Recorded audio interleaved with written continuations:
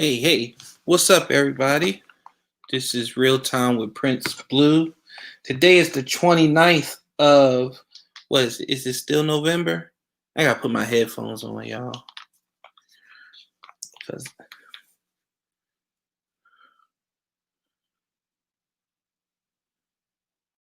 we go. Everybody hear me? Evan, you hear me? What's up, Evan? You hear me? You good? Let me know if you can hear me. Because, of course, I can't hear myself. Let me see if I'm good, if everybody's good. Okay, I'm clear. All right. Welcome everybody. This is Real Time with Prince Blue. This is the first official episode where I'm no longer attached or affiliated to any network. If y'all didn't know, I am no longer with Last Out Media Network. If you don't know why, just quick synopsis is people are soft. People that I was roasting and getting at, they couldn't handle the criticism, so they went to the higher ups and complained about it, and they threatened them, and the higher ups buckled, and then they separated themselves from me. But with all that being said, guess what? I'm by myself where I was before all this happened. I still got my show. It was mine to begin with, so now, I don't have to worry about anybody complaining to anybody.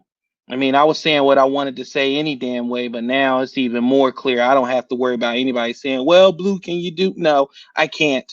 I'm going to say whatever the fuck I want. And that's the good thing about it. So it's new chapter, new beginnings. I'm moving on.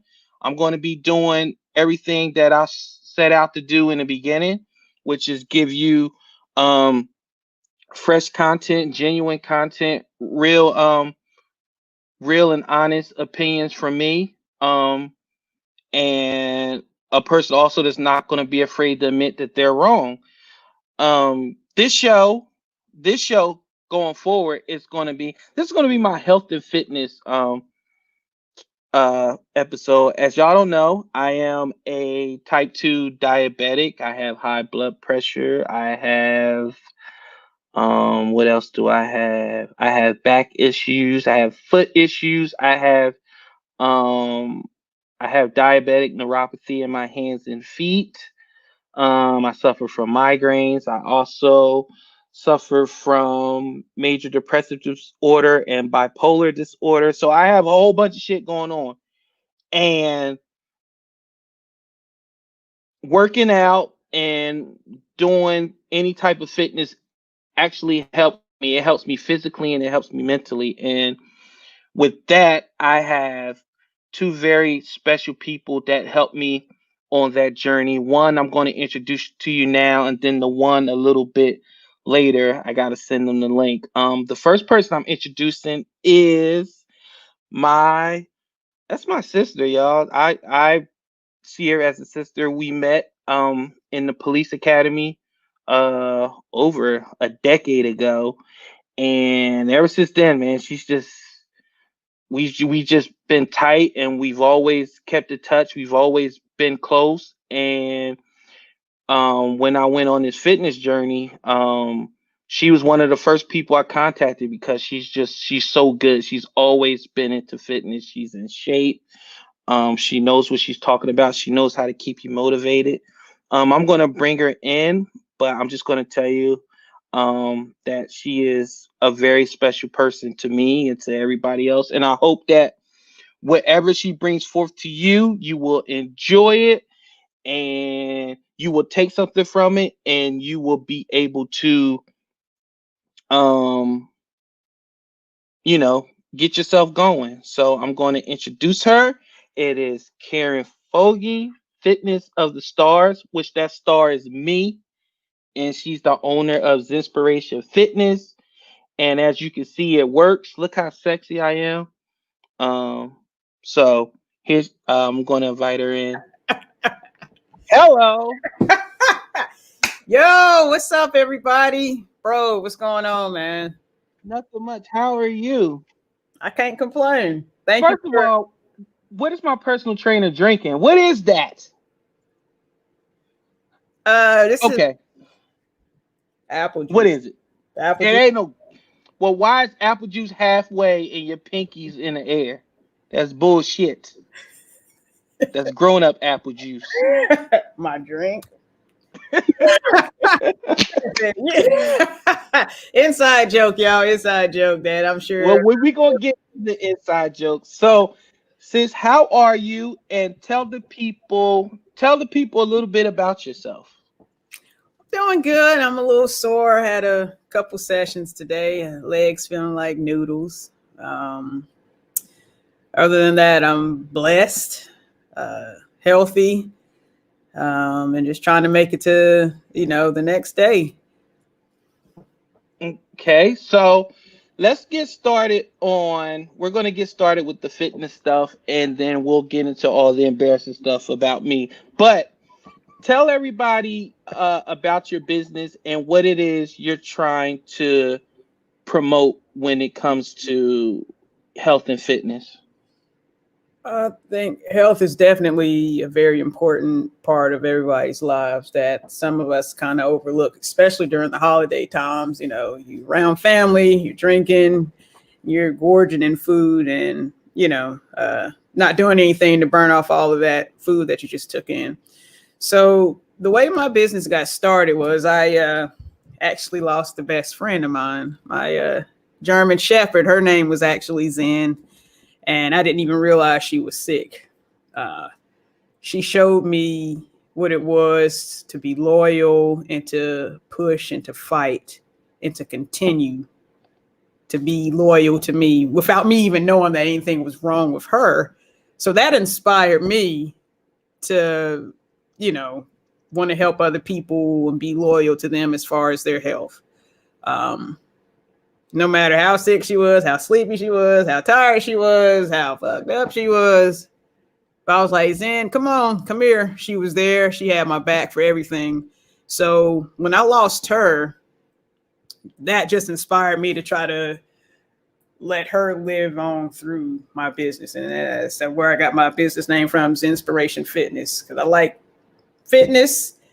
I like for people to feel good about themselves, look good, and at the same time motivate them in a way to where they want to keep working out. Because it's the hardest part is getting started, but once you get started, it's downhill from there. And so that's how the business got started. And I pray that I can continue to elevate, gather more clientele, and eventually leave the police department. That's right. Oh yeah. I didn't even throw that in there. For y'all don't know, she is a police officer. She has been a police officer for over a decade. She went to the academy with me. We went through the academy together. So what you see here in between us is this has been for over. I want to say what 13. It's 2009. Yeah, 11 yeah. years. It's been 11 years. I Yeah. mean. Me, just picture a young in his prime, real Prince Blue running slowly, and Foggie will always be around me like Blue, let's go.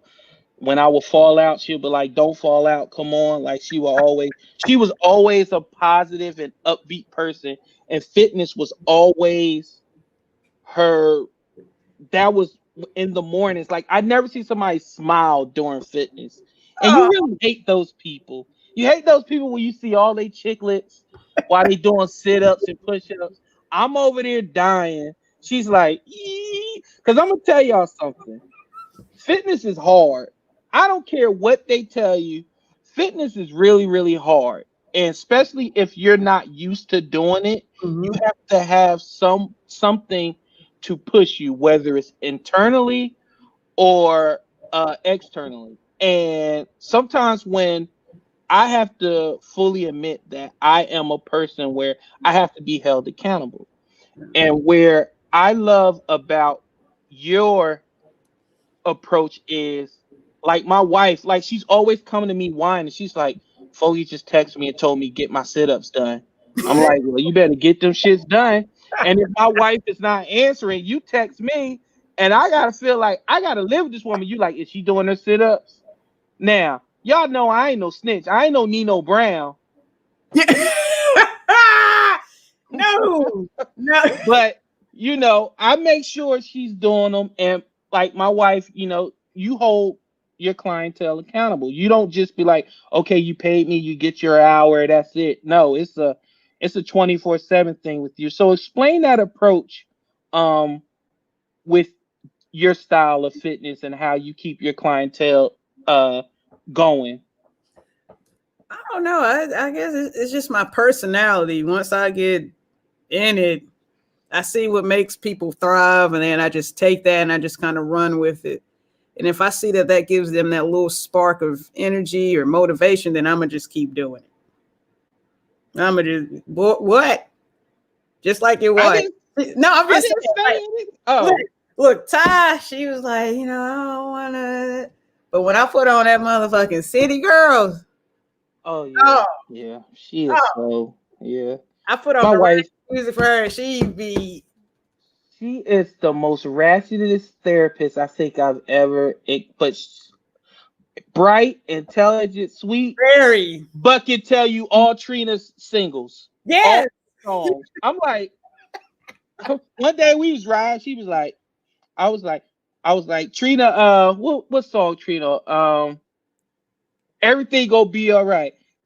We was driving. She was like, Diamond Princess, just mind your business. I'm like, first of all, what do you know about that? Like, what are you doing? Like, you have a master's degree.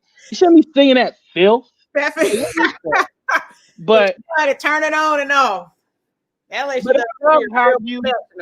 I love how you use your clientele's realm and what makes them comfortable. Because most of the time when you go into a fitness place, they're gonna play their music, like what gets them going. Not you. You like one of your first questions when we about to work out. What you want to listen to today? If it's R&B, you'll put on R&B. If it's jazz, you'll put on jazz. And then it's like, okay, you have no excuses now. This is your music. Let's go. So I love that approach. What would you say is your hardest thing when it comes to fitness with your clientele? What is something that you get a lot of pushback with when it comes to your clients? I would say, well, with the business just starting off and kind of growing, just the flexibility.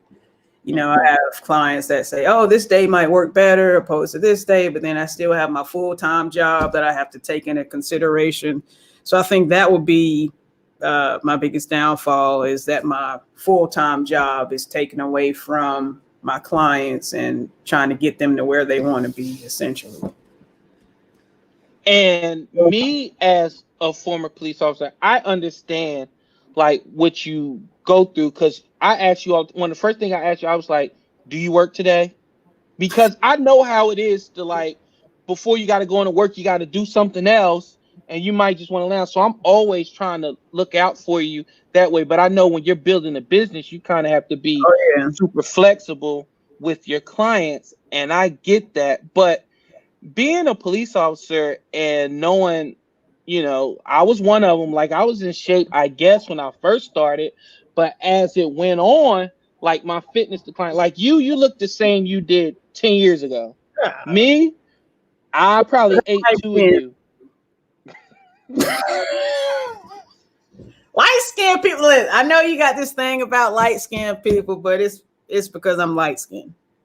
It definitely is. Like, y'all got those Thomas Jefferson genes in you where shit just I don't know what it is. Like, y'all don't get by. Y'all like Blade. Light-skinned people is like Blade.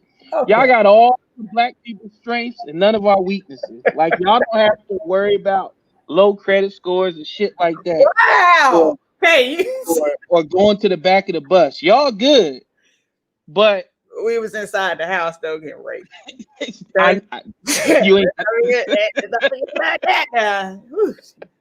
But also I noticed, like, when I'm exercising with you, it becomes a lull when you're like, oh man, this sucks. I don't want I want to stop. But you have this energy where you're constantly pushing. You're not drill sergeant, like, but it's kind of that part where I don't. It's like when my wife at the sit up, she's like, "Yeah, I cannot do them, but I don't want to hear Foggie's mouth. I don't want to disappoint Foggie." So you do it. So, and I think that's something that you can't teach because you could fear anything. Yeah. You could fear somebody, but sometimes just that disappointment is more. It costs more than actually fearing somebody. Would you say I'm right in that assessment, or I'm somewhere close? Yeah, most definitely. Um, and a lot of people are scared to face their fear, and it's once you get in there, you see that once you get in the room, it's not even that bad, and you just keep moving through it and talking through it, and it's communication.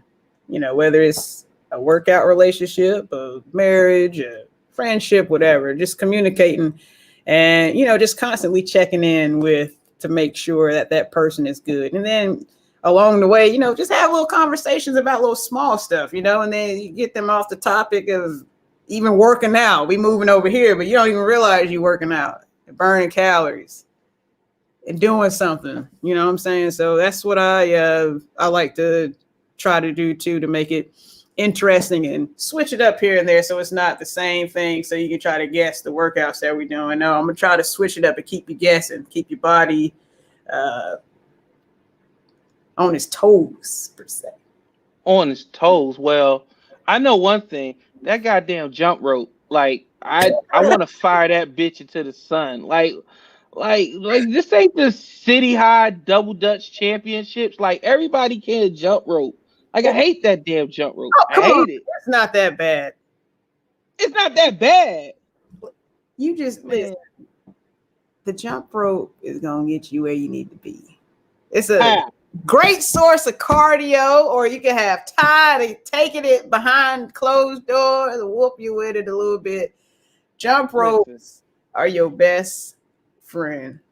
All that sounds good, but when I'm filling out a job application, when they say special talents, I don't put down can jump rope. That shit ain't gonna get me the edge over no clientele. That's just me though. I understand the purpose of the jump rope. I'm just saying me, I want to fire that bitch into the sun as far as possible. But that's just me. But can you name me some can you for people out there, what are some tips when it comes to the day-to-day grind, the day-to-day approach to health and fitness? What are some tips you have for people? Try to drink at least a gallon of water a day. Don't look at this. Don't look at that brown you Don't look drinking. at that brown water I'm drinking. But That distilled water. yeah, with a little bit of additives. Yeah, little hooch, gel hooch. But nah, go ahead. What are some tips? I'm telling, if you just try to increase your water intake, cut out sugars and fried food, just that alone. Now, don't look to the left. Increase your water. Come on, man. Don't. We already went over it. Yeah, this is real time Prince Blue, so we get real comments. Yeah, what's in the glass? Zen. Hennessy. Okay, all right. You couldn't be any more black. Hennessy. You couldn't go with a White Claw. You couldn't go with a White Claw. You couldn't go with a Spritz, a Smirnoff. You went Henny. Listen, it runs in the blood, okay? What blood? What? Oh, that must be your black blood with the Henny. Oh, you want me to drink shit? You ain't got no ice in there, nothing. It's just that shit dry shit. I mean, listen, we all adults, right? I guess. Yeah. But you talk about sugars, and me as a diabetic. Yeah. One thing that really got me when I was learning about the disease was just how many hidden sugars are in things that you wouldn't even imagine, that so such as like the bread, or like when you think because you're drinking something sugar free, that is really not sugar free. Can you explain the whole sugar aspect, especially, I'm going to say it, within the Black community, how much sugar, and just overall how the diet affects um people in the health and fitness community? Well, I mean, let's just look at Thanksgiving. Let's just look at the spread that we have alone just for just Thanksgiving. You got sweet potato pie, you got cranberry sauce, and sweet tea, and yams and all that. I mean, you just, like you said, it's hidden sugars. It's good, but you don't take that stuff into account. You just start eating stuff without.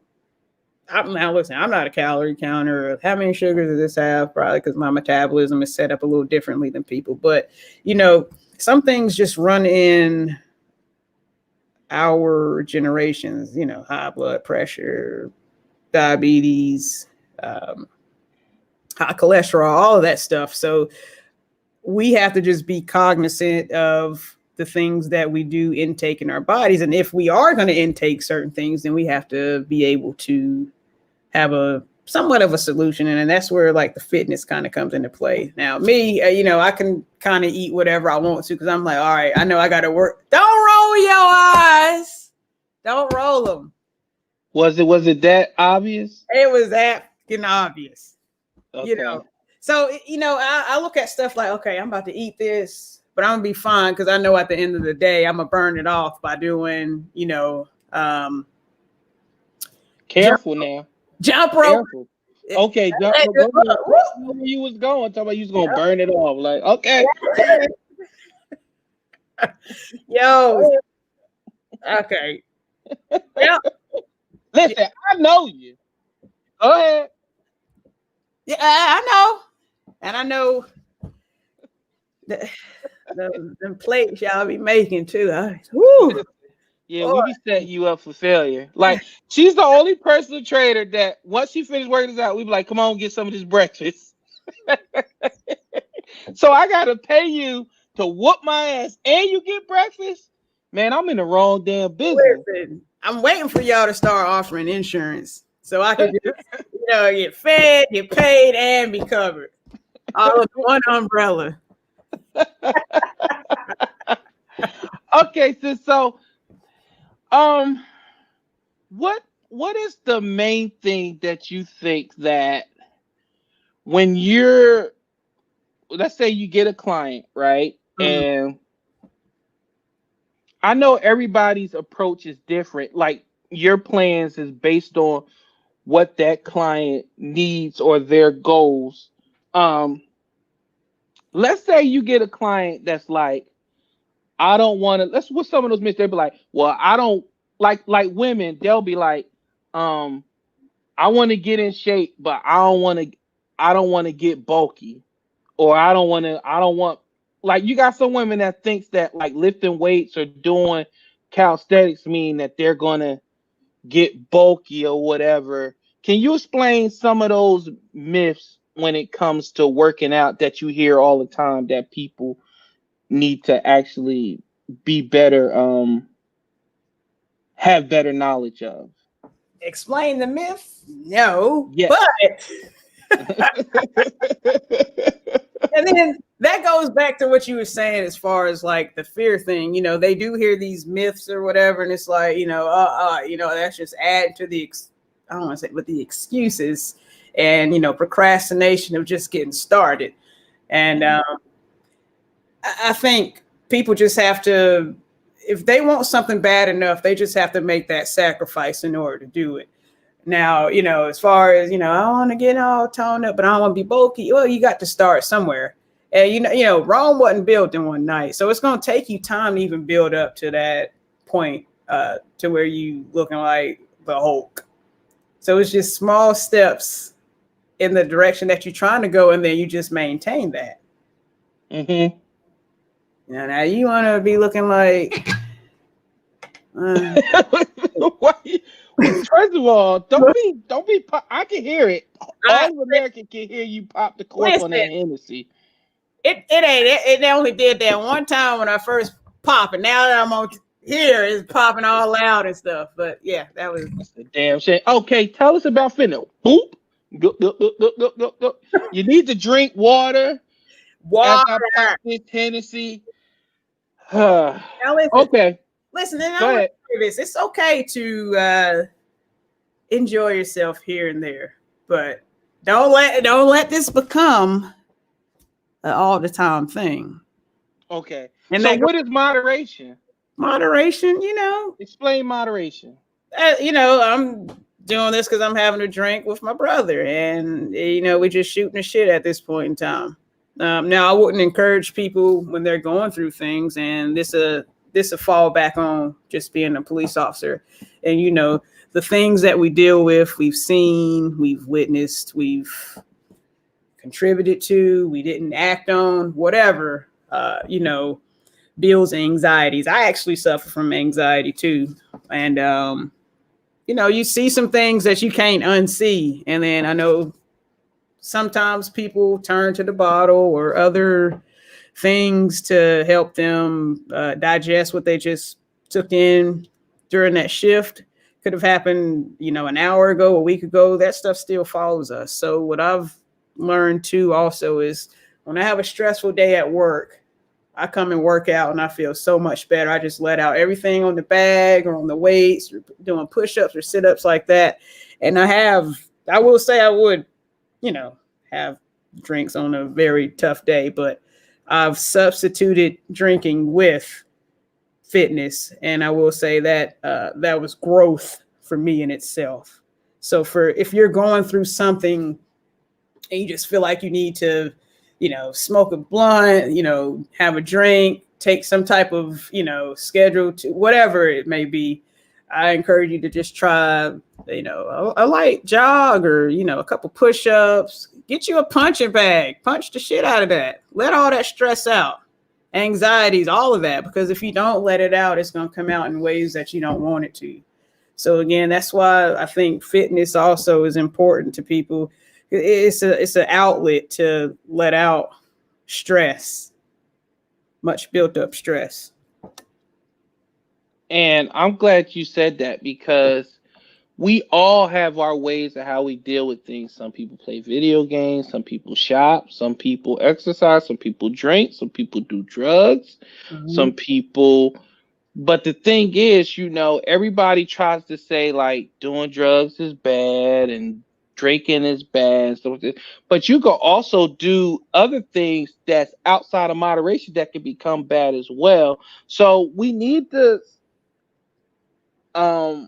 when it comes to, I guess you want to say decompressing with whatever job you're doing or whatever you're going through in life, I think if we were just to do a little bit more fitness, and when you say fitness, people get this thing to where you have to do 2 hours of intense Taibo gymnastics, all pro NFL wide receiver training. No. Anything that your body is not used to you doing is fitness. So if you do 20 push-ups before you go to bed, damn it, that's fitness. Like, it's just a little, and I had to learn that because I used to be so hard on myself to where I would be like, well, I ain't lost 30 pounds this week, so fuck this. I'm just going to do whatever.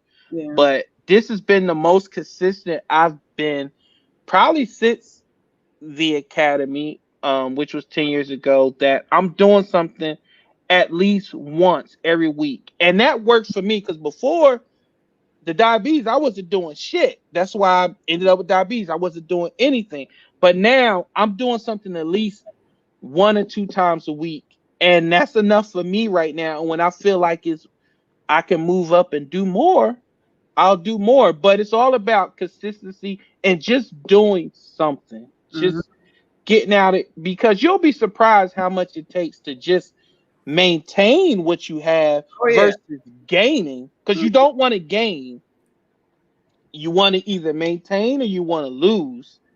And with me, I felt like the balance, a good balance with me is if I'm just consistent and I don't go back to where I used to be. So I used to always get stuck at like 270 and never go anywhere. Yeah. But I found out at 270 I feel good. My eyesight is better, my neuropathy is better, my migraines are better, my blood pressure is better, my blood sugar levels are better. So those are individual wins. Those are battles that I'm winning. No, I'm not 145, a welter cruiserweight around here with 20 abs, but like my body and stuff feels good. My mental is good. My numbers are good. So, I'm no longer a slave to the scale. And that's what you see a lot of people in fitness are. They're a slave to the scale. What do you say to those people that are so concerned with the scale?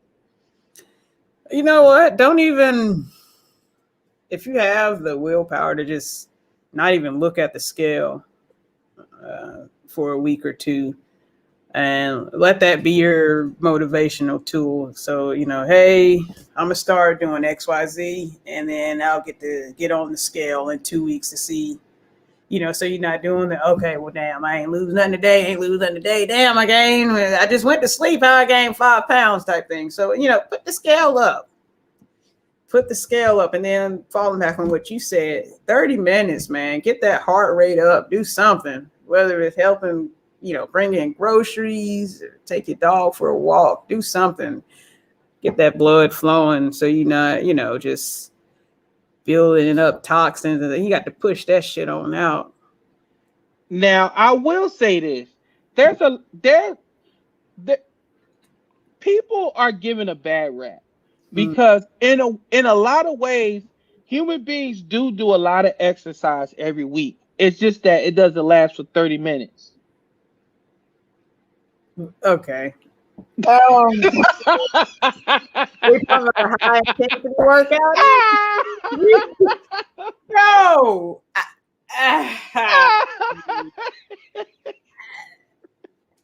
I ain't no two pump chump. No, listen. I mean, uh, Ah. Man, listen. I mean, Turn your Apple Watch on. do you be sweating? Cross train. Do you be out of breath? That's a workout. Yes. You when you coming down, hey, you Listen, my hamstrings be hurting. You know what I'm saying? Listen. when you lifting up, hey, I mean, listen. Listen. Fitness is fitness. God damn it. there you go. Hey, so I mean, if you want to incorporate that in your schedule, 3 times a day, however it may be, 3 times a day. 3 times a day. Okay, now we getting into supplements. What kind of supplements can help me 3 times a day? Shit, fans only shit. I don't start. See why? See, don't start. Listen, you came from me a little early. But oh man, there he is. Brent Ted, what's up, buddy? My man Thomas in the house. Yo, The Ink Donut up here. What up, Thomas? My man. By the way, my man Thomas has a fantastic gamer account that y'all need to check it out. It's the Ink Donut. Man, I'll just be watching him shoot zombies and shit. One time, hey yo, Foggie, one time I told him, I said, shit, you should be good at this zombie game. It's like clearing a house on North Trine.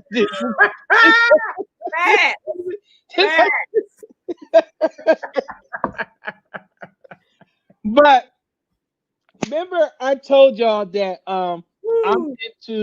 this is the most consistent I have been in fitness, and I told y'all I work out with my sister at least once a week, and I also have another trainer And this is real time, y'all, because this is the first time they actually been in a room together. So they're going to get to share how they molded all this sexiness into granite, concrete, marble, Zeus like material. So my second personal trainer is, I guess you could call him my boxing instructor, my martial arts instructor, the guy's going to turn me into Mason Storm. If y'all don't know, Mason Storm is the greatest action hero of all time. Like, he's the greatest martial artist of all time. He's the greatest action hero of all time. Steve Seagal, like, he will always be Mason Storm to me. Gotta grow So, a ponytail. I got to grow a ponytail. Well, it's too late for that. Ponytail for Steven. So with that, I'm going to bring in my guy. Y'all may know him already because I have him on a lot of times when we talk basketball. But I got my boy Karate Mark from AmeriKick Karate. My guy, my sensei, my master splinter, my Yoda, my all those other famous senseis that's out there. Pick one. My guy, Karate Mark. What up? Yo, What up? What up? What up? Cheers. Yo. Ain't nothing in mine. I ain't gonna never put nothing in this What's mug. up? What's Yo. up, buddy? How are you? I'm doing well. I gotta actually know, Ms. Zen Fitness, what's your actual name, please? Go ahead. Come on. Oh, wait. Before or whatever you, say, you would like me to refer to No. as. Before she said, you know how I pick on light-skinned people, right? Because they could go both ways, right? Like, if there's ever a civil war, they could switch sides, and white people would be like, yeah, they with us. Tell them what your first name is. Oh my gosh. You got it. We doing this right now, Blue. Tell them what your first name is. What would you like me to call you? Wait a minute. What's your first name? Karen. With a K? With a K. Like, I want to speak to your manager, Karen.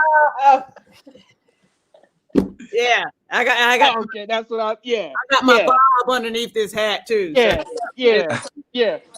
I'm just trying to be cordial here and make sure I'm speaking to a lady. You know what I'm saying? Oh God. Cordial. That's all. Now wait a minute.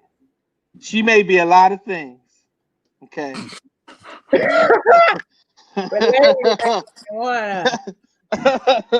Don't let the hair fool you now. That's the later story. You've been dropping signs tonight. Good stuff. Good stuff tonight so far. What I love about the world of fitness is the diversity and where it could go and how it's individually fit for each person. And there's so many things I agreed with you on what you said, and other things that I don't want to say I disagreed with you, just different angles, different tactics about it. You're speaking personally for Prince, you know, coming from a specific angle, and everybody's got to find their own angle. Everybody's got to find their own way, like whatever works for you. And what you got to realize is what works for the person next to you may or may not work for you. What works for 100 people might not work for you. You might be in a very, very small group of this specifically works for me. You may be in a very broad group of, well, yeah, this works for me and everybody else. Bottom line, good shit tonight. Really, really good stuff tonight. I've really been enjoying listening to y'all too. Yeah, whatever. She's been all right. Anyway. So. And Prince knows I like to drink my beer. And it was very nice to see you. Cheers, a little cup of yak. Okay, thank you. Thank you, Karate. Blue, what you drinking on? Is it Kool-Aid? Shut up. Anyway, and we're going to get to what he just asked me that, because we're going to talk about that. But KM, you've been training me for some time, and sorry to interrupt. Yeah. Oh shit. Why am I so dark? Damn. Why am my lips so pink? God. I gotta talk to my artist, man. Why are my lips so pink? Kool-Aid. Kool-Aid. But I appreciate that. But KM, you've been training me for a little bit now, and you immediately figured out like, okay, what it is I need to do to get him going. Like when I work out with Foggie and I work out with you, you both, especially like when I'll say when I'm working out with Foggie and I'm working out with my wife, when we're working out together, Foggy will be handing out the weights or the exercises, and she'll give me a certain weight or something. She'll give, and I'll just be joking, but I'll be like, "Man, you treat her different than me," and she'll always be like, "That's because I know what you can do." Same way with you, like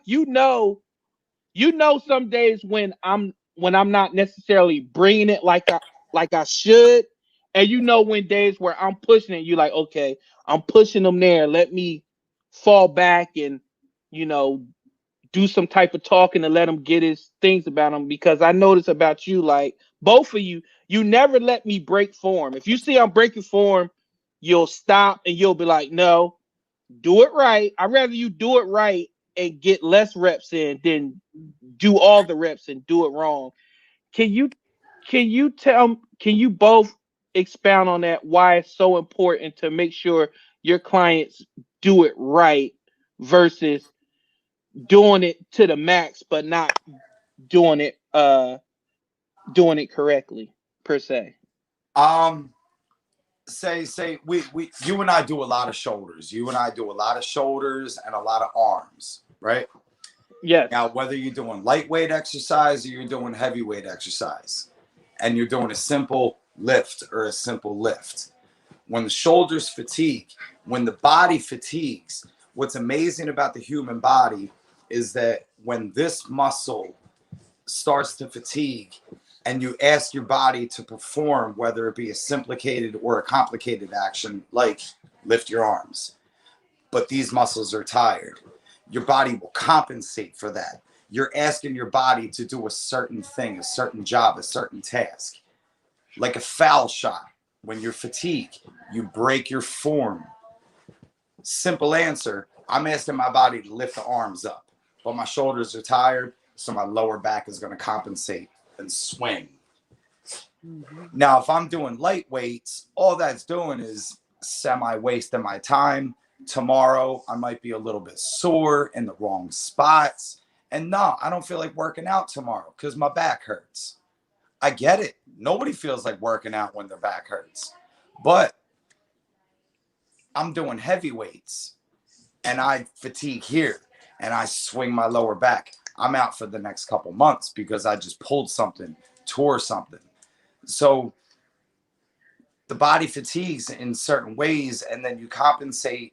So doing the correct form, not only do you get the most out of your individual exercise right there, but now you're motivated again to do it tomorrow and you're physically capable of doing it again tomorrow. So the form, it's got to be there. And that's up to the instructor to teeter that line, because the more I work on form with you, the less reps you're doing. The more talking I'm doing, the more listening you're doing and the less work you're doing. So I got to figure out how to get the point across so that you could go doing it the right way. Karen. Okay, Prince. I would karate on that. You know, it's quality over quantity. And when the quality's there, you get the quantity. There, God damn it! Karate, come on, right here.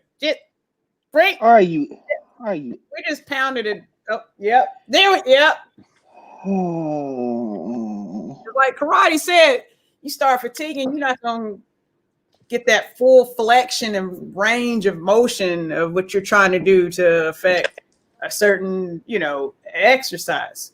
So, like I tell my clients, hey, I don't care. I know we're doing as many reps as possible in like 30 seconds or whatever. I don't care about how many you knock out. I care about you doing it correctly. So if you give me 2 good ones, I'm good with that versus 15 wrong ones, if that makes sense to everybody. That makes perfect sense. Okay, can y'all just pause real quick? Read Jim. I don't know who you are, but let me tell you something. I've noticed that since I've been out on my own And since I've done what I needed to do, you continuously come in here and you make these stupid ass comments. Well, you know what? Oh. I got time today because you know what? I don't know who the fuck you are, but I can tell you're either a virgin, lonely, or you're very pathetic that you have to come in here and disrupt what I got going on. But you know what? This is real time, bitch. And I'm gonna tell you this.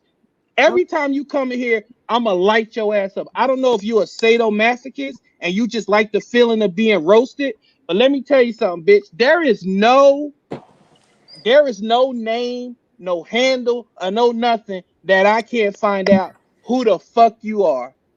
I can Trust me. vouch for that.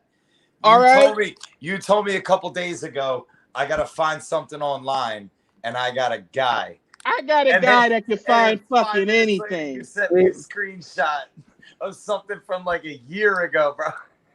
So read Gem 426. This what you need to do. I want you. I got a guy. I want you to go in the closet, right? I want you to find your best genre that you could find on Pornhub. I want you to find a tie, right? And I want you to Google David Carradine, and then I want you to do that, okay? So you have a good day, you dumbass. Every time he comes in here, man, like what do you like, stupid ass? And that has been a real time moment with Prince Blue, sponsored by These Nuts in your mouth. Read Jim. Oh. All right.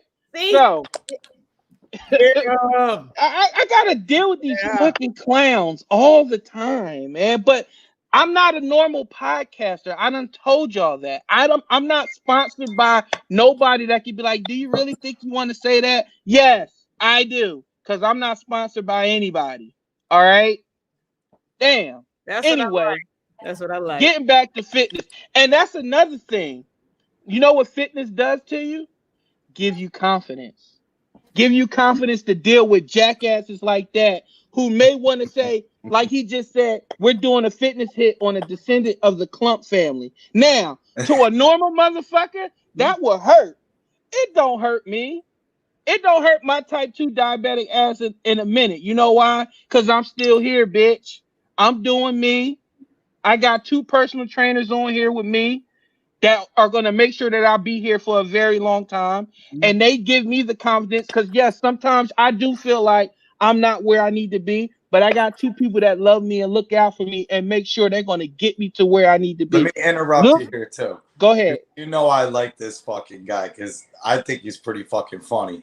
But if you're going to bust balls, make sure that I can't get you back with an intellectual debate. There's not being in shape. There's getting in shape. There's being in shape. And there's staying in shape. There's four major different levels to this process. So for him to throw that joke out there, that's a little personal versus the ball busting. His ball busting's been pretty good the last couple days.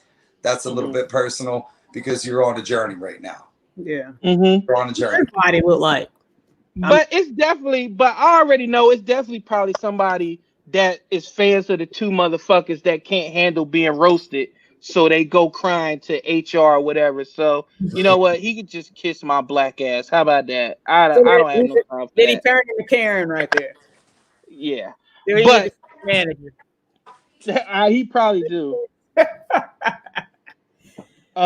So anyway, so when we talk about fitness and we talk about confidence, because sometimes when people work out, you're gonna. It's a lot of times people don't feel good about themselves. They want to look better. They want to feel better. There's no ideal. Like people will say, "Hey, I want to look like this." But as personal trainers, how do you get somebody to understand not everybody's going to look like this or look like that? How do you get somebody to know? How do you get somebody to understand that the best them is blank? How do you get them to that point? Like if somebody that's 800 pounds comes to you and they be like, I want to be 110 and have legs like a supermodel. How do you get them out of that mode and into the mode of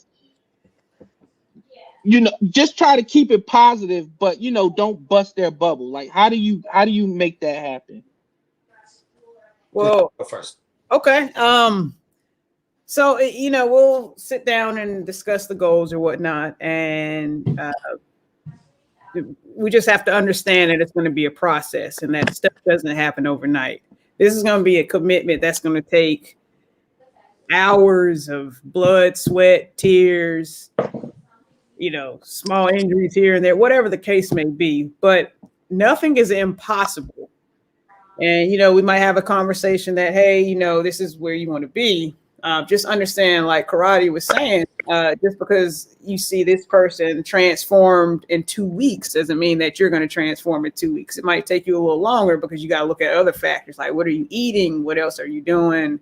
What other factors do you have in your lifestyle? So at most, I'm just going to be positive with you and work with you and get you to where you're starting to at least feel good. If I get to that point where you're feeling good and you're feeling like, hey, I'm doing something, then that's a plus for both of us. Because once you get to that point, then you're just going to keep on elevating and continuing to work hard and do what you need to do to get close to that point. Mark? There's a lot of accountability. There's a lot of accountability. You and I work together once a week. What you do on the other 6 days, you need to hold yourself accountable for. There's only so much you could do 1 hour a week. Are you doing 1 hour a day? How many hours do you two work out together? Do you work out another hour together? Do you work out another 2 hours together? Okay, so you still got 3-4 other days in a week, sans your 2 trainers that you're working with right here. So number 1 is accountability. Number 2 is just keeping things real, keeping things really real. Are you a 300 plus pound person that wants to be 200 pounds? You could do that without surgery. You could do that without surgery, like any type of bands, things like that, any type of plastic surgery. Some people, women who are pregnant, women who were pregnant prior, this is what I learned from my mom. My mom works in the operating room. She specializes in plastics.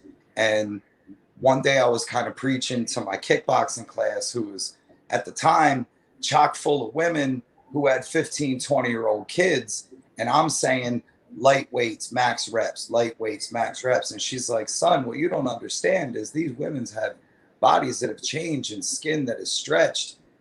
They can't do so many light weights. They might need to do some heavier weights to fill in skin that no matter how much you work out will inevitably not shrink. So you got 2 ways to fix that. You got loose skin that you could fill up with muscle, or you got loose skin that you could go see a plastic surgeon and cut it off and sew it and repair it. And these are major, major life decisions. So it's accountability from what your trainers are and what your goals are. Maybe you don't have a trainer. Maybe you just looked up a routine on YouTube. Hold your fucking self accountable for that shit. Hold yourself accountable, number 1. And number 2, when setting your goals, if you need a coach to do it or you could do it on your own, it's got to be realistic. It's got to be realistic. And I'll say it again. And thank you. I'm going to call you Axel, because I don't know if you call you Foley or Foggie, but I know y'all are police together. So I'm going to go with Axel Foley. I'm guessing you don't want me to call you Karen. Can I go with Foley? We're new friends. That's how. Yeah, right? Don't call me Karen. So actually, I'm Axel Foley. We've I just took your nickname. It's he's Prince. You're Foley. Wait a minute. I'm gonna take my nickname and give it to her. You ain't even give it to a dark-skinned person. It's accountability and realistic goals. Accountability and realistic goals. And you can have a damn near unattainable, realistic goal. That goal just might take a couple of years, multiple months. You know, you can have an impossible goal. That ain't happening overnight. You know, I tell my students all the time, you can achieve anything in the world that you want, but the more important it is to you, the harder it's going to obtain. Oh, yeah. You know, like, I want a glass. Got one. I didn't have to work for it. I want $1 million. Well, I for damn sure ain't going to reach in front of me and grab $1 million. I'm gonna have to work my ass off for it. You can achieve and obtain anything in the world, but the more important it is, the more work it's going to take. That's it. Just being patient. Good friends of mine and family have taught me patience, and that's with anything in life. Whether you're working out, money, you fucking going through some shit, patience is a virtue for a reason, because good things come to those that wait. So with that being said, like Karate said, different goals take a different set amount of times. It's just up to you and how accountable you are going to be with that. So, all right. You to stop rolling your fucking eyes, first of all. Because I know you, folks. He's like, okay. These two know what they're talking about. I'm not working out with either one of them tomorrow, so I got to do some shit on my own. Yeah. First of all, I have a gym membership. I do me. Y'all both connected to my watch. Well, Foggie is, so she sees what I do. Foley. No, I'm Foley. That's Foggie. You can't give her my nickname, man. Yeah, my last name is Foggie, so Foggie. You can call me that too if you want. So Foley and Foggie. I'm gonna go with Foley till you tell me stop. Okay. That'll work too. Shit. So so we're talking fitness now. Let's talk about one thing that I always complain to y'all about, that I think something that we ignore, especially I know I ignore, recovery. When it comes to recovery, what you eat, what you take, supplements, pills, whatever, give us a rundown of some of the things that's simple, effective, not as pricey. Let's get into that. I'll start with Mark. Yeah, well, listen, it's a pandemic, and we can't be one of them. Go, Mark. What's some supplements that you can have? Well, simple and no price is going to be time consuming. Okay. So that's going to be a lot of water pre-workout, a lot of water post-workout. Warm bath, hot shower. If you have hot showers. To just soak in a hot bath for a long time. If you have time to stretch and massage yourself, you know, and so if you want to go no price, a lot of water pre-workout, a lot of water post-workout, but then you also have to know how water and post-workout works, water and pre-workout works. You know, if you look at something like Gatorade's got a ton of salt in it. Gatorade's not meant to be drank as a drink. Gatorade is meant that when you're done working out, I know Alicia likes it as a drink. She likes her orange Gatorade. I was just about to drink one. Gatorade is meant to be drank post-workout, assuming you just lost a lot of sweat. So if you just drink water, the water is just going to run right through you. You're going to continue to sweat it out. You're going to pee it out. Your body's going to dehydrate quicker. Not quicker because of water, quicker because you didn't replenish your body. But if you put salt into your body, pre-Gatorade, people used to take salt pills on the sideline. So when they would drink their water, the muscles would actually absorb some of the water and piss some of it out and sweat some of it out. But if you don't have salt post-workout, you're just going to run the water right out of your body. So that's a supplement that doesn't cost any money. Salt doesn't cost any money. But if you want to spend a couple bucks, your cheapest way is frozen berries. Frozen berries you mix into your drinks, you mix into your smoothies. They got a ton of like all the natural amino acids that you're going to put into a supplement. They come from berries. If you want to spend a couple bucks, you buy your amino acid replacements. The amino acid replacements, they're probably like minimum $30 for a jar, which is going to come out to like $1 to $2 a day for a drink. But the amino acid things, again, it's like Gatorade. It's not a drink. It's an enhancer. These are all things that you want to sip on post-workout and then pound the water in so your body actually absorbs the water. You want to spend a couple bucks, you're looking at $30 to $50 a month on amino acid supplements and fruits and Gatorade. Gatorade. Okay. There you go. You got what did you get out of that whole conversation? Gatorade.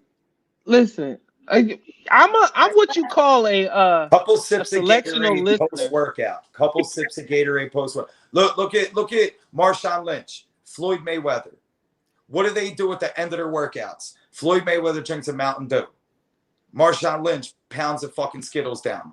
Carmelo Anthony because drinks their body chocolate milk. just shut down. You think Floyd Mayweather drinks Mountain Dew all day? No. No. He drinks a can of Mountain Dew at the end of the workout, and then he drinks water all day. You think Floyd Mayweather eats McDonald's all day? No. He works out for 10 hours and then replenishes his body with fat, sugar, salt, carbohydrates, all the things we're not supposed to have. No, your body's supposed to have those things in a very minimum or concentrated amount. And my amount's very different from yours, very different from Foley's. Stop laughing, boo. That's absolutely correct.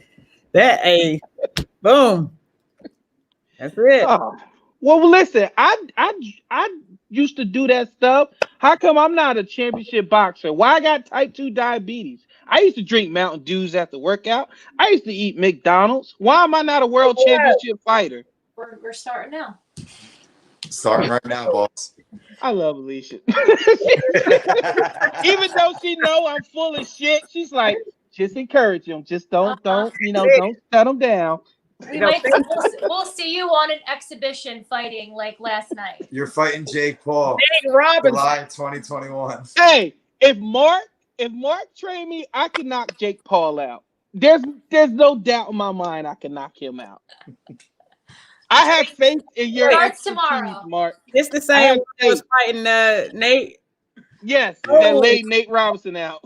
Okay, yeah, he. Now, what do you think about his technique, Mark, on that knockout punch? Whose? Jake Paul's. It was a rear hand step back hook. It shouldn't have landed, but it did. Oh. And it don't matter. Clean fighter. No, sorry, it was a front hand hook. It was a front. I believe it was a front. Either way, it was the right punch. Someone charges in. You either step off and throw a straight cross and let him run into it, or you step back and you throw a hook and clap him on the side. Woo. He threw the exact right punch. Call it skilled, call it sloppy, call it whatever you want. When you got two people swinging full contact at each other, one of them might get hurt bad. It's face plant and eat it. How long? Okay, I'm saying hypothetical, Mark. Okay, you're my fighter, and Foggie, you're my cardio, whatever you want to call it. How long would it take me? How long would it take you two, hypothetically, to get me ready for a Jake Paul fight? How long do you need? I'll let you go first. I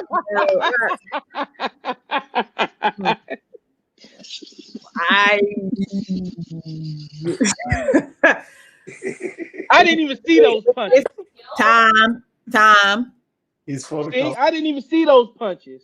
I didn't see those. America, you see him? Oh. Shaking the earth. Oh, I think I felt. Now, realistically, how long do y'all need to get me ready for a Jake Paul fight? It depends on how much time you're willing to put in. Yeah. Training and that level, I can't even speak on that. Mark would probably be a little better with that boxing. Tomorrow or never. Tomorrow or never. Stepping in a ring versus being able to fight is different. It's different. Okay. You ever play catch with a football? Yeah. Yeah. You ever look at a football knowing that Ray fucking Lewis is about to blast you blindside? No. It's different. It's different. So respect to Nate, like mad respect to Nate. This clown Jake Paul, mad respect to him. Like neither one of them had any clue what was going to happen that night. They both had an idea what wanted to happen. You have no idea when someone's swinging at you full force. You may or may not get hurt. So how long would it take you? Yes. Fuck, what are you doing tomorrow? You want to fight him? No. There you go. So I can't train you enough. No, hold up. Would I fight him? Yes. Will I be able to fight him in a ring and have it look respectable? Probably not. But if we on the streets, yes. You ever see when Teen Wolf was shooting the foul shots by himself practicing? He was money. But when them lights came on, he was terrible. But when he grew the hair and the beard in, that's why I grow the beard in, so I can make foul shots, yo. But my dreads, they got to count. So pretty much what you're saying is when it comes to fighting, you got to respect the sport, the history, and the science of the game. And what we saw that night, what we saw last night was the opposite of that. When you don't respect the science, you don't respect the sport, and you don't respect what it takes to do it. Am I far off or am I accurate? Nah, I'll just flip the coin on that or take a chance at it. Maybe they did respect it. Man up. They took a chance. So two sides to that coin. Totally disrespected it or fuck it. Let's go. I think, look, go ahead. Know your limitations too. Like, I mean, hey, I used to play basketball. Okay, I'm not about to go in the hockey rink and and think I'm about to goddamn, depending on the amount of time it took for me to train is one thing, but I wouldn't. I know my limits, my limitations. I'm gonna just stay in my lane. Right. And by the way, Foggie knows him, but Weaver is also one of my homies, a Charlotte police officer, and he's heavy into martial arts and everything as well, ex-football player and everything. So he respects the science and the sports. But Mark, I do want to ask you about the Tyson and Roy Jones thing, because you and Weaver is here as well.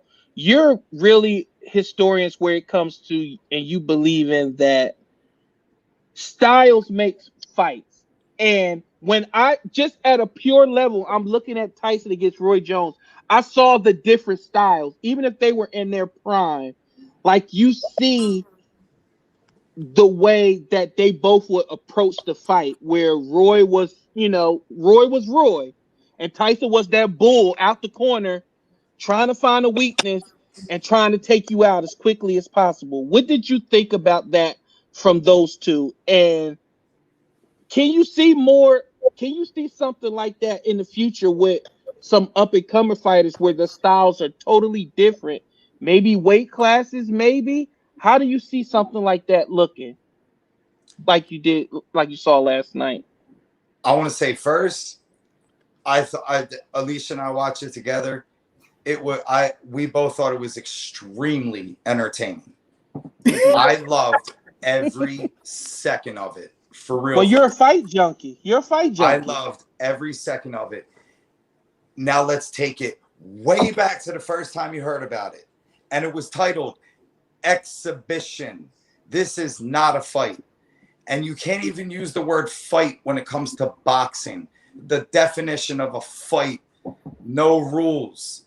The definition of sport, rules, time limit, boundaries. Boxing is a sport. They still shouldn't have given right? any score at all. The whole judging, who fucking cares? Like, people mad about, like, it's an exhibition. There is no winner. Exactly. So why did they have a draw at all? Why did they have to announce it that way? Because they wanted to make both guys feel good. And all they did was mad. You know, no, it made certain people. It didn't make me mad. I just thought it was weird. And when he did it, and we know that Tyson won. So now So let's that's what get technical. Let's get technical. You said we saw Roy's fighting style, Mike's fighting style. Absolutely no, we did not. We saw a lot of Mike's fighting style, but a very controlled fighting style. These guys had no intention of hurting each other or knocking each other out. I think Mike had every intention of, Yes. you're gonna feel them fucking ribs tomorrow. Mike had every intention of, but here's what I saw last night. I saw Mike throw a handful of headshots. One or two of them were not like, ooh, Mike's trying to hurt him. One or two of them were like, damn, I would never want to get hit by Tyson. Yeah. Otherwise, it was Mike just doing his Mike thing. I thought Mike looked great. Mike He looked awesome. Smoking weed in the 80s and staying off the cocaine. Mike looked I great. said that. He was chill. He was mellow. He was funny. Dangerous. He was engaging. And now Roy, on the other hand, that was not. I've seen, I swear to God, 90% of Roy Jones's fights in his entire career. I was surprised when they said he was a heavyweight at 2003. I turned and looked at Alicia. I said, damn, I was watching this guy when I was like 12, 13 years old in like the early 90s. You know what I mean? All Roy did was throw light jabs to the head. He didn't throw no crosses. He didn't throw his hook punch. He threw a couple hooks at the end and said, back off of me, Mike, them fucking body shots. But neither one of them threw a punch with intentions. And I thought it was very entertaining from the front to the back. Fuck, if you do it again, take it for what it is. It's either two retired or two celebrities. Mike was ready to do it again after that was done. He's like, let's fill it up again. Roy was like, fuck that. I'm going back to Pensacola, Florida with my chicken coop. And we going No. Yo, very entertaining. Right? Very entertaining. It was. And I think we got something there. Long as it doesn't, I think long as the main event is something actually that people want to see. The undercards was something that was pure like, what? Like, okay. But when you early got two fighters. Very good boxing match. Early on the card was a very good boxing match. Yes, that one was. But the Jake Paul and Nate Robinson thing. Very good. The Nate Robinson and poor Nate Robinson. I wouldn't open social media for about 2 weeks. Like he can't even talk shit to his girlfriend. Like, bitch, I said I'll do it later. Whoa, you didn't yell at Jake Paul like that when he knocked your punk ass out. Like he can't even get brolic with his chick. Like, yo, you gonna cook something? Get Jake Paul to cook something. Yo, you gonna suck my dick? Get Jake Paul to suck your dick. How about that? How about that?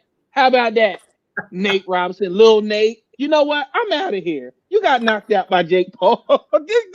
Listen, you can't lay that shit down. Yo, like, Prince, unless you already have, do yourself a favor. Look up both of their net worth. One of them played pro ball for a decade. The other one was the YouTuber. The other one did some YouTube videos for a couple of years. And makes just as much.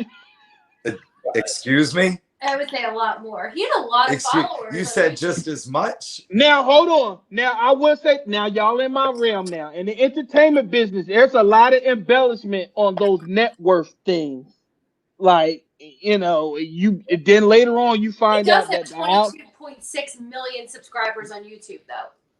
Yeah, I have 36, though. I have 36. And I feel just as wealthy as Jake Paul. 6 million. It's close. Well, give and take a little bit, Alicia. Give or take a few. He's The like, I'm analytics haven't come in yet. All the numbers aren't in yet. We're still counting. Oh, just I'm like at 36. like the election. Yeah, Exactly. stop the So count. He's like, we're I'm waiting wealthy for in spirit. Hey, who else can afford 2 personal trainers? Me, this guy, I mean, and you feed me too. So and I feed her. yeah, How about that? How insurance. about that? Just waiting on that. But You could at least call a local pizza place around here and have one delivered over. First of all, Mr. 6 slices a day. Let me tell you something. I have 2 personal trainers on here. One sipping Hennessy, and one can eat pizza better than any frat person you can mention. He can eat Napoleon style. Neapolitan. What I say, Napoleon? Oh, that's the guy with the hand in his shirt. Ain't that the French guy? Napoleon. I mean, Neapolitan style, New York style, Philly style, thin crust, deep dish. He can eat them all. So, but that just shows you they work hard and they enjoy themselves. And I want to get to that point where I'm, where I can eat something and not worry about, oh shit, I'm going to pay for that. Because that is a real thing. Like sometimes it was a point where shout out to everybody that's had eating disorders and has gotten over it. I'm not going to say that's definitely not what I had, but that's the thing that bothered me about a lot of the fad diets. Like when I would do keto and stuff like that, I would literally stress myself out to the point to where I'm not eating right. My sugar numbers are up and down. And I would get so frustrated. I would be moody. My wife hated whenever I tried a fad diet. But the diet that worked for me the most was the lifestyle. When I switched to the Weight Watchers, where everything was points and accountability, that worked for me more than restricting everything, because it was like, okay, you want that Twix is 14 points. Have at it.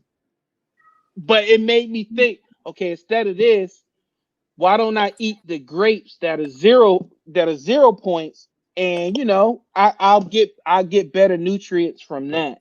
Yeah. So when you talk about, I want to go back to when you talk a little bit about the diet and the eating and how much stress that can put on you. How do you help your clients work through that? Because like neither one of you I know neither one of you have never asked me, what do I eat? Maybe in a roundabout way, but you're not like, here's a chart, write down what you eat, and then I'm gonna give you a list of what you can and cannot eat. In a roundabout way, y'all be does. Right, huh? That's right. what a nutritionist does. And neither one of you do that. I'm not a nutritionist. I've given you my opinions. Right. You're giving me your opinions. So how do you balance that? Because if you work a client and then you have an inkling that they're gonna then turn around and eat 3 Big Macs, how do you work around that? That falls on that person, honestly, because like Karate said, accountability. We can't babysit you 24/7. We could just be your motivational speaker here and there, your mouthpiece during the time, whatever it may be. But for you to turn around and do some shit like that, just the example you just gave, how is that going to benefit you? Basically, you had this bomb ass workout. Now you're going to cancel it out with 3 fucking Big Macs. So I think it's just a thing where, okay, if you're not seeing any results, then it's something that person is going to have to be willing to change within themselves. Like, I can lead you to the water and show you the steps and what you need to do, but also, like Karate said, I'm piggybacking off of you a lot. I don't know if it's the Hennessy or what. Is. Hey, no, it's the wavelength, sis. It's the wavelength. Up there, look at that wavelength. Because if we meet a certain amount of days out of the week, what are you doing the rest of the week? You got to be doing something in between to fill the void until we meet again, or else we're not going to get anywhere, meeting once or twice a week. And then, the other 4, you're not doing anything, or you're eating bad, and you're just like, oh, I'm gonna just make up for it. You have to be willing to make sacrifices, and then you have to be your own coach here, because somebody's not going to be floating around you 24/7, and that comes in that process. You know what I'm saying? You have to you build something up, a resistance to certain things. Like, okay, I know I used to eat 3 cheeseburgers this week. I'm gonna cut it down to 2. And then you might go 2 weeks, and then you'll cut it down to 1, and then it'll get to the point where you just like, you know what, I know this ain't good for my body. But everybody is different, and they'll respond to different things differently. And it's just up to that person and how much they want something and what they're going to do to get what they want, basically. Also, everybody's different. Everybody's different. We've both said this a couple times tonight. Do your homework. Do your homework. Talk to every single person you know that you consider physically fit. Talk to every single person you know that has been on some type of weight loss or physical fitness journey. Go on YouTube. Go on blogs. Like, find the one. Maybe you get lucky, like a scratch off, and you get that one in like your first couple tries. Maybe not. Whatever. One of them is going to motivate you. Prince, you said you tried the keto. You tried this and that. You tried the Weight Watchers. That won't work for you. Well, that one don't work for me. Okay, then. Go find the one that works for you. Mm-hmm. It's like a personal trainer. It's like the gym that you sign up to. It's like the school that you sign up to. People ask me all the time, why should I do this style of martial arts versus that style of martial arts? This is style of martial arts don't mean shit. It's the instructor that motivates you to get off the couch and go work out. That's the style of martial arts. Whatever that person's selling, that's the martial art for you. Unless somebody specifically says, I want muscles and a 6-pack. Well, this is what you got to do. Somebody else says, I want jiu-jitsu. All right, well, you ain't going to get that at a karate school. You're going to have to go to a jiu-jitsu school to get that. Or if somebody says, I don't know what I want, I just know I want to do martial arts. All right, well, you just got to go shop around and find the instructor that you just look at right in the eyes and you fall in love with and say, tell me what to do. It's the same in the fitness world. You have to find out what works for you. Y'all mentioned earlier about the scales. Some people have to look at the scale every day. Well, if you must look at the scale every day, then understand how a scale works. If you took a piss or didn't take a piss, the scale is going to read different. What time did you eat yesterday? What time are you on the scale today? Without getting too graphic, your digestive system is going to be different. That could be different weight. So some people that have to look at the scale, you got to understand that it's going to read anywhere from a 1 to a 5 pound fluctuation every 24 hours. Mm-hmm. Mm-hmm. And then if you want to look at the scale, how come I lost 20 pounds in the first month, but now I'm only at like 1 pound a week? That doesn't make mathematical sense. Well, yeah, it does. You got 100 pounds to lose, and you're going to drop that first 20 real quick. And then people call it the plateau. And then you might hit that plateau. Well, how come it's been 1 pound a week for the last 3-4 weeks? Have you gone like this to your shirt recently? Have you gone like this to your shirt? Have you gone like this to the inside of your pants? Like, what do your clothes fit like? Well, my clothes fit better. Or no, my clothes are tighter. All right, take the clothes test. If the clothes test is reading something that the scale isn't, well, shit, my shirt's looser, but the scale said, well, fuck what that scale says. Unless you understand how to read a scale. Mm-hmm. Well, I go to this scale here, but then I go to scale at my gym, and then scale at my doctor says, no, that scale might be different than the one on your floor. And that could change because this scale has tile and that scale is on a carpet. That changes the fluctuation on a scale. Mm-hmm. So do your homework. Do your homework. And whatever you're like, this one works for me. Shit, that's the one that works, because that's the one that's going to motivate you to go do your exercise, to pick and choose what you pull off the counter at the food market. I got a quick question from my homie Joe. Joe always support me. He said, is it okay to take creatine with a high stimulant pre-workout? Karate. What do you know about creatine? That's first.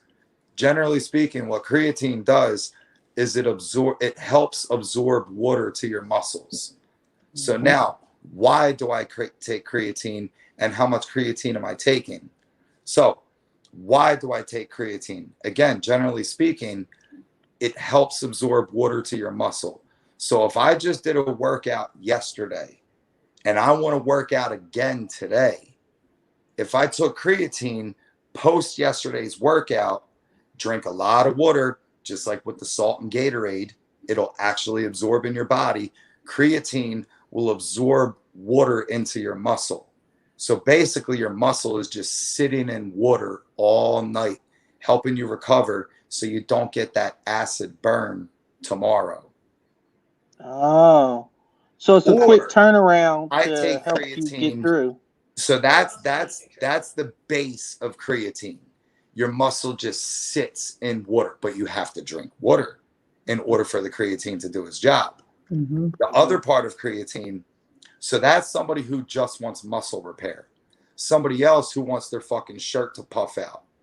They're going to take a higher dosage of creatine, which is going to do what? It's going to absorb more water, which is going to do what? It's going to puff out your chest a little bit more after you got done yesterday's bench set. Yes, in the nutrition place, as far as combining, that's, I would imagine that would be like the nutritionist. And talk to the nutritionist who's selling it to you. Yeah. And I don't want to say don't go to GNC, because GNC has great products, and I don't know who's working behind the counter at GNC. What I do know is the person who owns the corner product or the corner store that sells the products. You go in and talk to them. They're going to tell you all the shit that I just said, plus a billion other things that I don't know.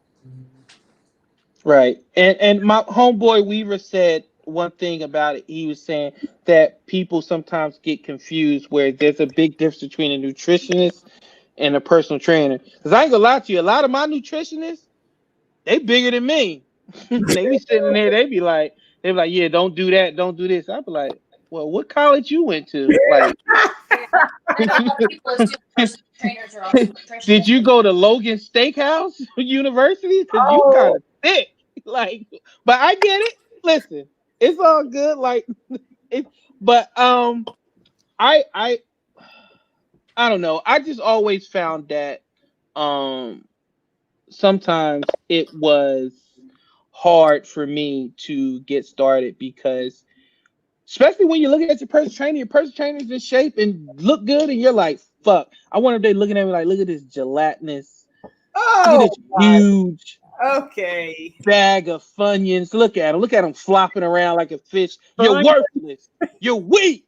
But I just be trying to figure out. It's so rewarding to see over the course of working out. Excuse me. I'll be right back. Okay. The course of working out. I'm gonna go grab some Funyuns. Come back with a bag of Funyuns. That's it. That is it. But to see over the course of where you first started and where you are, hey Princeton, weeks on down the line, and seeing that you're able to do things that you couldn't do weeks prior, then as a trainer, that makes me feel good, because that means I'm doing my job and I'm getting you where you're trying to be, and you're getting healthy and you're active and you're doing some shit that you didn't think you'd be able to do. Mm-hmm. And that is a reward in itself, seeing that you're feeling comfortable in your own skin, because you can't go nowhere else. That's you. So you feeling comfortable in your own skin is fucking rewarding to me, knowing that I'm helping you contribute to that. As you sip Hennessy, congratulations. So fuck, you're having more fun chases than me. you listen. I'm all right. Yep. But okay, I will say that a lot of my issues came, you saw me in academy, and I worked third shift, And one thing I never knew how taxing working third shift can put a strain on your body. And people were saying, and we were in here too, you got to be in shape to work overnight because the body is not meant to be up at night. And ain't no damn Whole Foods open at night. No. You know what's the only thing that's open at night? McDonald's, Wendy's, Taco Bell, Waffle House, convenience store, Waffle House, and stuff like that. And you get lost in it. And we get free drinks, free coffee, free, those big ass cups of soda. I lived that for over 7 years when I got my diagnosis. Then that shit had to cut back. And true story, when I had to go to the hospital for I passed out. I went to a diabetic coma. My sugar was over 800, and my wife, I never forget it. I'm in the emergency room, and all the other police officers are standing over me.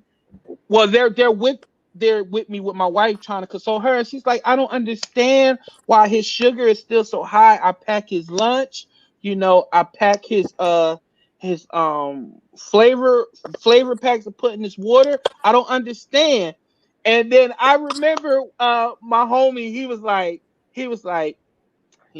I just can't do this no more. He drinks a whole lot of fucking soda when he comes to work, right? And she was just like, she was so upset. She was like, you can't do this. Disappointed.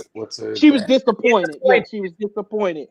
And 4.2. I can remember, like, I kid you now, it turned into, you don't have to go cold turkey, but just switch something. If you do 8 sodas, cut it down to 2, 1, whatever it is. But quickly, hold on, Mark. I'm gonna come around to it.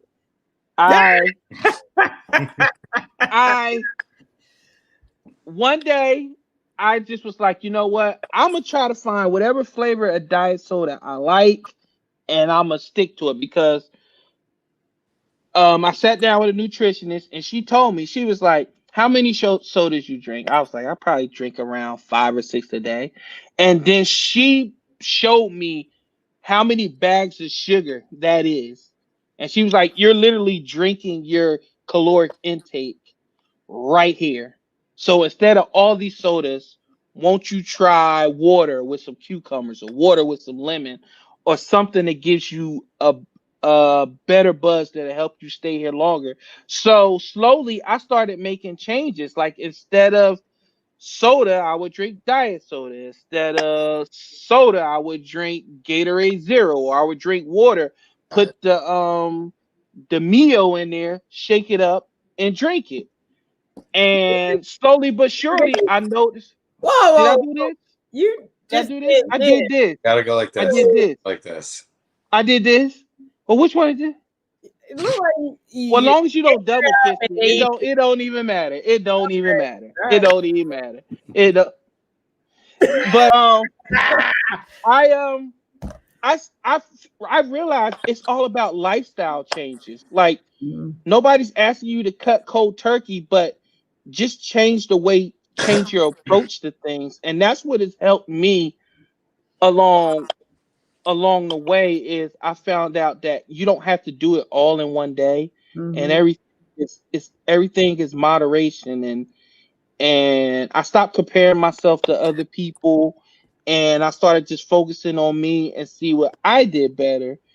And it worked. And I can understand, like, when you say nothing makes you prouder than when you see your clients getting better. Like Mark tells me all the time, he's like, yo, you crushed this workout. Like last week you couldn't get through this. Now you're doing this. So it helps when your trainer is paying attention and they're giving you little wins. Like you're like, hey man, last week you couldn't do 3 sets of 10. Yeah. We just did 5 and you didn't even say anything. So it's like little things. Like my boy Clinton Count said, give yourself goals. And I think that's where both you two shine, because you have such a positive energy. Like I want to work out with you. Like I don't want to feel like I'm going into like, oh man, like they get like they just I don't want to work out with them. Like they're like your energy is my energy. Yeah. And I appreciate that about both of you, that you just bring such a positive element to it. Now, one thing I want to get out the way is positivity does not mean soft, because neither one of you are soft on me. Like, you know what I'm capable of doing. So if I'm sandbagging it, like I tell with Mark all the time, both of you do the same thing. I'm like, oh man, my heart just fell out of my mouth. Y'all be like, good. That means the blood's pumping. That means your amino acids is going. I'm like, damn, they not falling for it today. I can't get a break. Like even Mark, when he's like, okay, I've done too much talking about this technique. Open them wide. Let's go. I'm like, is that what the fuck I look like? Is that what I look like? Yeah. No, tell me again, slowly in Spanish. How am I doing this punch right? He's like, no, we're talking too much. 1, 2. And I was like, oh man, come on. But I love that about you too. And I think I definitely did say that to you the other day. All right, so I just bullshitted for a whole minute just to give you a rest. Let's get back. Yeah. I don't even know what I was talking about. He shot the shit out of my ego. He's like motivational shit that I pulled out of my pocket. He was like, pretty much, I don't know what the fuck I was saying. I was just giving you a rest because you look pathetic. 1, 2. But I appreciate that about both of you. I want to say this to people out there. I'm about to give them the floor to talk about their business and how you can reach them, how you can find them. Because one thing I need both of you to tell you, I didn't even mention this. Foggie is here in Charlotte. Mark is in Philadelphia. But guess what? Mark is still my personal trainer. You don't have to go into a gym to work out. Working out can be anywhere. Virtually can break your ass just as fast as you going into some gym surrounded by 80 other COVID motherfuckers coughing and breathing on you and giving you the business. Mark tell you, I'll be sweating like hell on my floor, hitting my hand in the ceiling fan, doing jumping jacks. Don't matter where you are, you can get this work in. So, Crystal's in here. Crystal said, proud of my baby sis. She changed my life. She changed mine too, Crystal. She changed mine too. She make you do that damn jump rope, don't she? That raggedy fucking jump Prince, rope. What I tell you about a jump rope? What did you tell me? I said, don't worry about a jump rope with me. I ain't ever going to ask you to do it because I fucking hate a jump rope. No, man. And man, respect to people that jump rope. Ooh, I hate it. Listen, I'm at the point where I can make my own decisions. And I do have teachers in life still. Don't get me wrong, but none of my teachers are into the jump rope either. I pick a teacher. Listen, people who do jump rope just want to show off because they could do jump rope. Foggie is one of those. She could do all that rocky shit. She can do it. Now listen, I can't. You get hit by the rope, skin gonna disappear. So you got to be careful. Okay, you doing it with the speed rope. And real quick, bro, you talking about energy, bringing positive energy, because energy is transferred. So, you come in with a positive attitude and, hey, we're going to bang this out. That's going to transfer over to you to make you work hard. Now, if I come in there being a fucking bitch and I'm like, you know what, I don't even want to fucking be here. Just go do X, Y, Z. Then you're going to feel that same energy and be like, you know what, this bitch ain't even taking this serious. So why am I going to take it serious? You know what I'm saying? So I feel like a lot of that is what I bring to the table is like, yo, we about to get this in, if I got to get you to laugh here and there, as long as you're getting the workout and bringing this positive energy and we make it through at the end, then we got a lot accomplished just by that. Exchanging positive energy so you can carry that on out and disperse it to other people versus bringing in negativity, because negativity, let me tell you, stress starts coming in, anxiety, all that other shit, you're not thinking right, bad decisions, shit like that. So positive energy is a plus that I definitely try to bring with every workout that I have with my clients.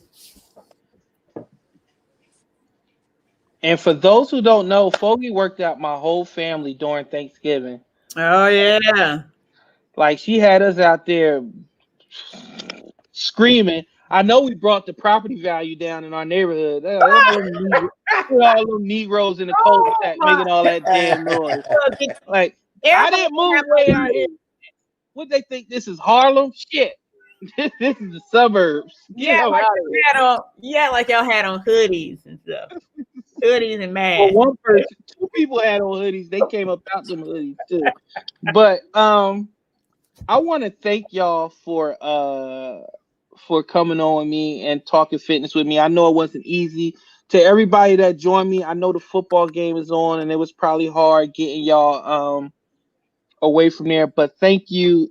I just want to say that these two people I have on the screen here are absolutely two of the most positive, humble people that you could ever meet. And I promise you, I'm going to let them plug their stuff and where you get them. I promise you, I implore you to please look into both of them, see how they can help you out along your fitness journey. They're helping me out. And I know I have a long road ahead of me, but I'm always working towards my goal. And that's what you do. You can't do it all in 1 week. Just work hard. Just bring it when you're doing it. Just you got 1 hour. Just give that hour all you got. And then the rest of the day, chill out. And I'm gonna let them talk about each of their unique opportunities to help you guys out. And I'm gonna start with Miss Foggie. Go. So y'all can check me out on Instagram, Facebook, Inspiration Fitness or Zen Foggie. I am in the Charlotte area and I do travel to my clients. I bring everything that you need for the workout. I also have virtual sessions as well. I'm trying to get my website up to where, on Amazon, you can see the different types of equipment that I use so that we can get these virtual sessions going. If y'all have any questions about anything, please DM me, hit me up, Facebook, Instagram. I'm trying to go across different platforms, but ZenSpiration Fitness. And I do appreciate those of y'all that have considered me and are using me. And thank you.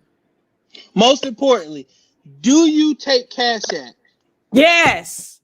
Yes. Black people, she takes Cash App. There you go. I don't do All right. EBT, but I take. Hold on. Do you take EBT? No. Oh well, then shit. You done lost half your clientele. There you go. PayPal, Apple Pay. Hey. Yes, Mama. She said she's still so. Oh no, Auntie. Yes. I always said she's still sore. Yeah. Okay, Mark. Go ahead. Do your homework. Do your homework, everybody. I think we've echoed that a lot tonight. What works for me, what works for somebody else may or may not work for you. But you're going to find out what does work for you if you do your homework. Ask questions, do research, do homework.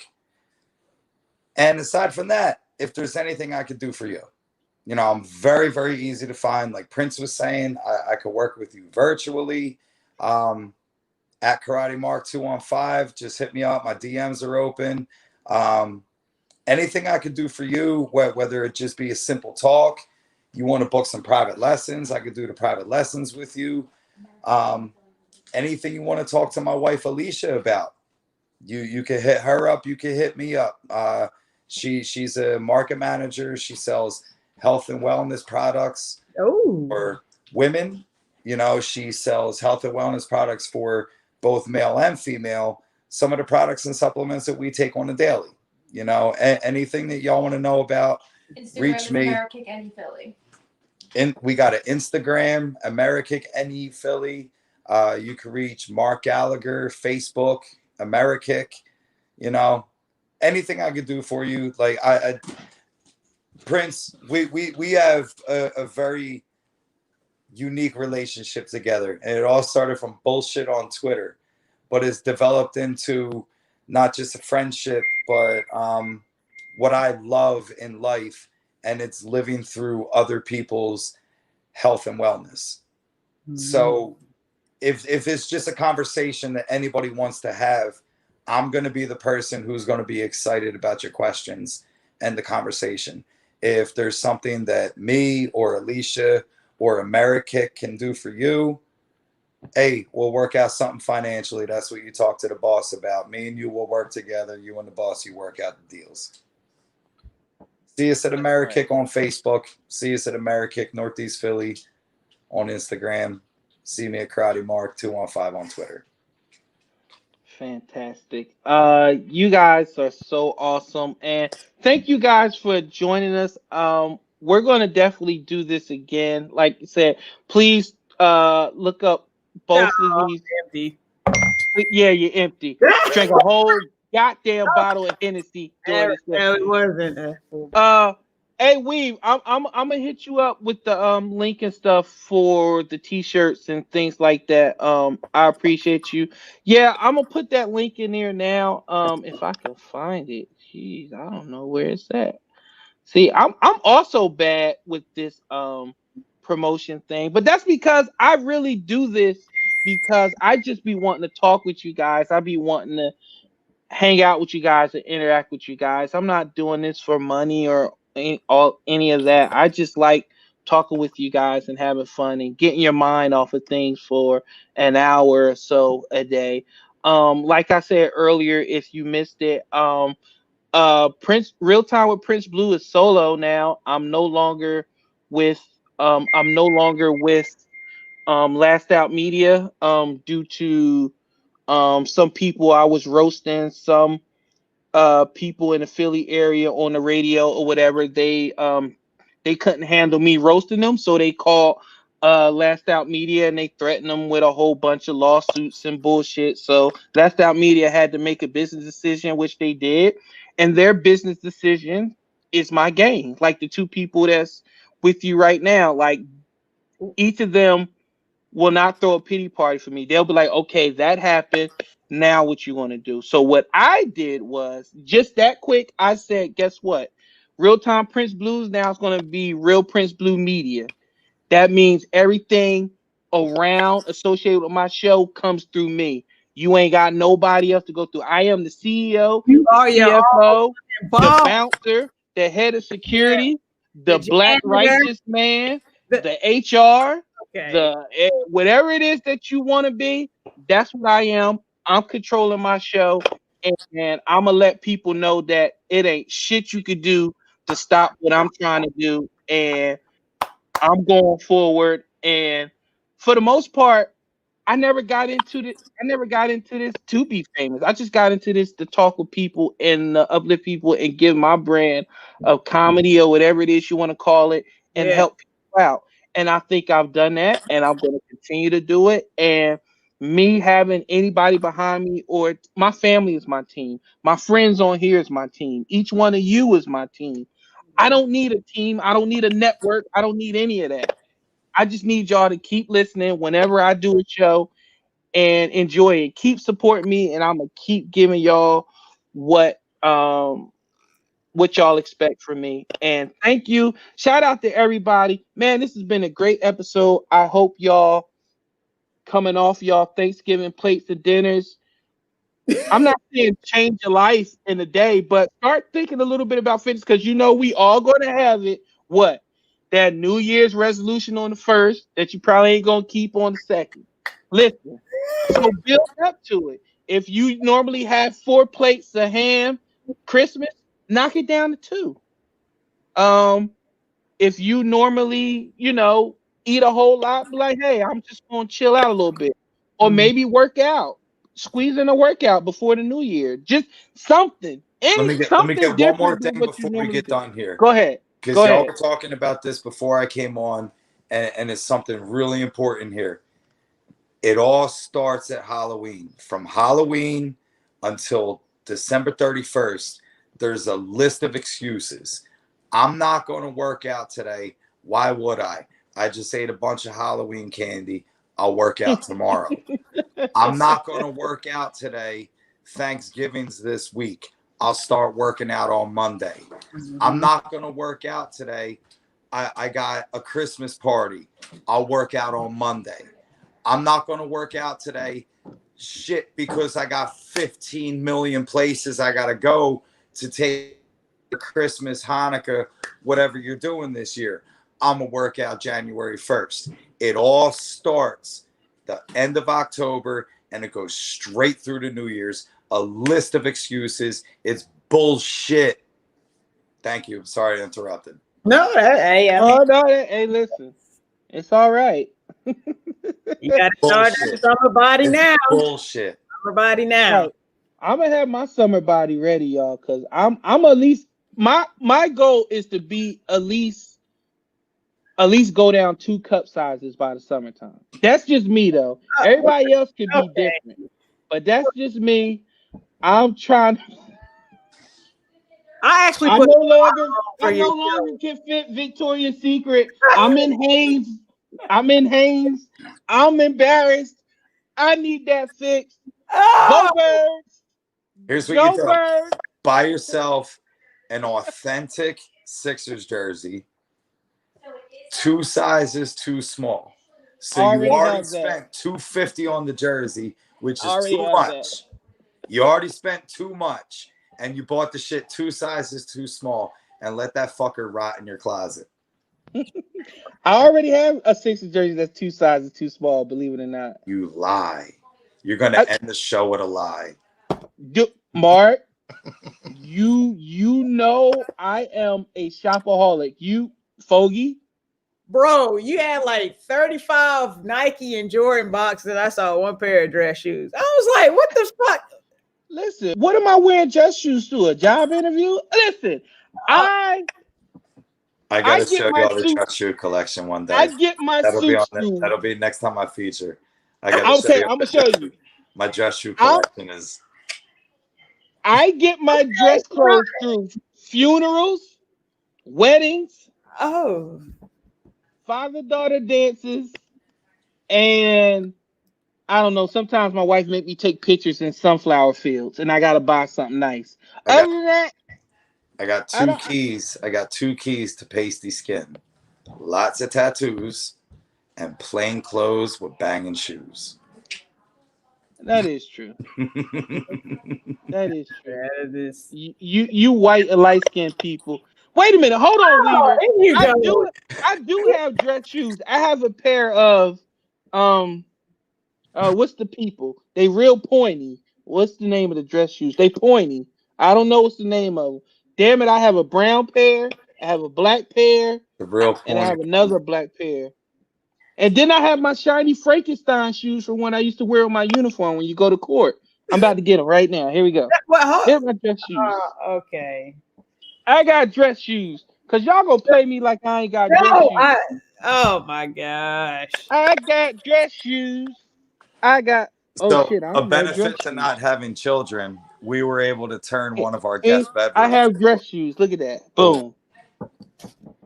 They're fake Jordans, yo. They ain't dress shoes. These are Doc Martens. These are Martens.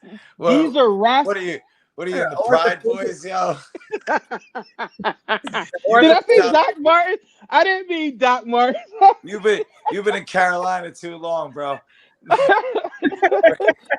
These are my. You better draw a fucking tree on the side of them and call it. Yeah. Right. Listen, just know I have dress shoes. I just don't know where they're at right now, but I have dress shoes. I have the same shoes for my wedding, my homeboy's wedding, and another wedding. So there you go. I have 3 pairs of dress shoes, if I'm not mistaken. That's pretty good. I mean, I don't know how many dress shoes you're supposed to have, but I have 3. There's every color, black, brown. Yeah. I don't like how I'm being judged right now, so I'm going to end this show. This has been Real Time with Prince Blue. I have a lot of sneakers, 3 pairs of dress shoes. Deal with that shit. Pay less is my friend. I will wear an $800 suit with $30 shoes. There, I said it. I like my steak well done. No. All the takes, all the hot No, stop it, because you'll wear a pair of sweatpants and a t-shirt with a $300 pair of sneakers. It's the same with dress shoes, bro. It's the same. You'll be married a little bit longer. You're learning. My wife be so disappointed. She be like, "You're gonna wear that? Like, honey, you can't put on a button down shirt." I'm like, "No, Yes, Ty. no." Because here's the thing about suits. My wife's name is Ty, and I hate wearing the tie. How does that work? Here's the thing about suits versus shoes. If you go into a casual place and you got a banging pair of like Yeezys or J's or like whatever the popular shoe is, based on the crowd, you're going to get respect on the sneaker. So it don't matter if you're wearing generic ass sweatpants and a fucking Hanes t-shirt. If you go to a wedding or if you go somewhere, a black tie event, nobody knows if it's Versace or Hilfiger or Express until you open up the coat and show the label on it. But the people who respect you in the room are the people that are going to know a little bit of red on the bottom of your ship. So it's always the shoes, bro. It's always the shoes, even with the suit. And you're better than this, Prince. This is not a way to end the show. Well, how about this, KM? We already got so much shit to do when I come to Philly. When I come to Philly, we're number one. We're gonna go to the best cheesesteak spot, and then you're gonna take me to a shoe spot. I'm gonna get a pair of dress shoes. Bangers. How about that? We're getting some bangers. All right. Well, Nick is Cannon. that the name of it? Bro, something to Nick Cannon. What? Hold on. I ain't wearing no Ohaji. What do you mean, Nick Cannon? I ain't wearing that specials, bro. Some no sock sparkly specials, bro. These diabetic feet need socks at all times. I can't be wearing no. You can't put these dogs in nice shoes, man. They need a filter. The better the shoe, the less the sock. The better the shoe, the less the sock. Oh my God. But listen, this has been Real Time Chris Blue. I'm out. I love you both. I'll talk to everybody else soon. Look out for another show. I don't know when. I ain't got no damn schedule. I'll do what I want. All right. I'll talk to y'all later. You two yahoos, man. Y'all got me good. Talk about my damn dress shoes.